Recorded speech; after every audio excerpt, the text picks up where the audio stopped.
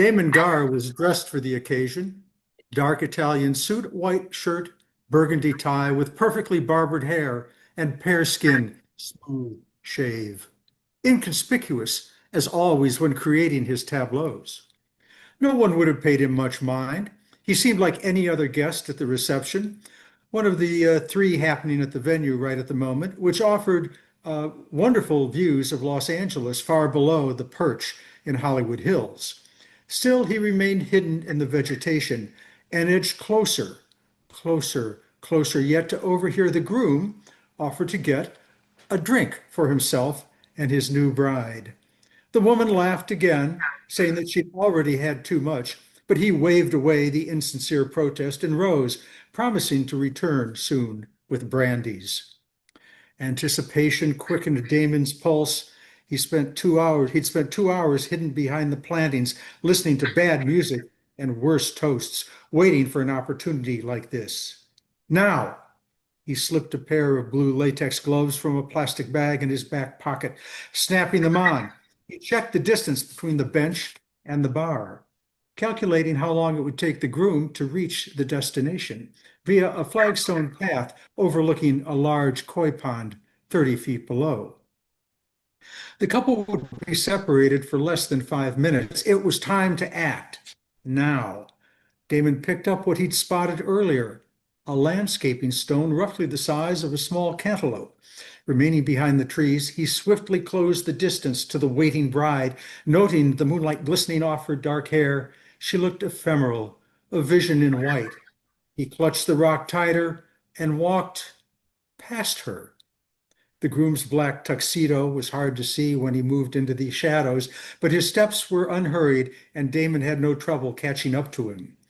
This was the tricky part. Timing, as they say, is everything. Damon darted a glance around the area, no sign of anyone. He sped up, raised the rock high, and brought it down in a sweeping arc onto the top of the groom's head. A satisfying snap told him the skull had cracked. The man crumpled to the ground. Now time for stage 2. After tossing the stone into the koi pond, he squatted to rifle through the unconscious groom's clothing, found the cell phone, and pocketed it. Another quick look around assured him that there were no witnesses. He heaved the groom over the guardrail. A moment later, he heard a thud, then a splash. Damon moved to the edge and peered over the precipice. In the moon's glow, he made out a figure sprawled in the shallow water among the jagged stones.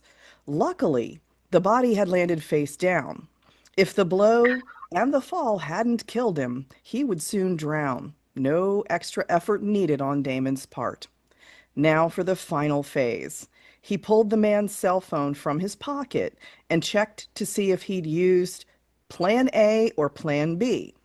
If it was a model that let you open the camera app without unlocking the unit, he'd take several pictures of the beautiful view, then hit the button to swap lenses so that it was on selfie mode.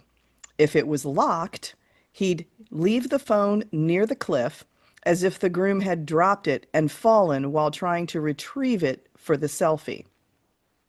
This was part of the thrill for him, the challenge of planning what he could but relying on sheer cunning to adapt to unexpected circumstances. He felt it was this skill, constantly honed, that made him successful. He tapped the screen, which allowed him to access the camera. Plan A, then. He got 4 good pictures, reverse lenses, then tossed the phone over the side. He didn't throw it hard, making sure it landed on the rocks, not in the water. Slipping the gloves away, Damon strolled back toward the hotel with unhurried steps. He didn't have to wait long, 10 minutes, for the sound of shouting, the pounding of footsteps, and the wail of a siren. He joined the throng on the lower level garden where the koi pond was located. A shiver of pleasure ran through him when he witnessed the expressions of horror as onlookers watched rescue workers hurry to the body. Within minutes, their urgent movements became methodical. There was no need to rush. He eavesdropped on 2 police officers talking nearby. They concluded that the groom had wanted to take a selfie near the edge of the cliff with the moon over the city. The guy clearly had too much to drink and leaned back too far against the guardrail.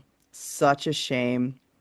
Damon stayed long enough to watch the bride, now widow, push past the workers, drop to her knees, and embrace the body. Blood staining the front of the satin gown precisely as he'd imagined earlier. Exhilarated, he walked to the parking lot to collect his car, tucked away in a spot not covered by security cameras. Damon Gar was pleased. If there was any phrase to describe the evening, he decided, it was this: a good start.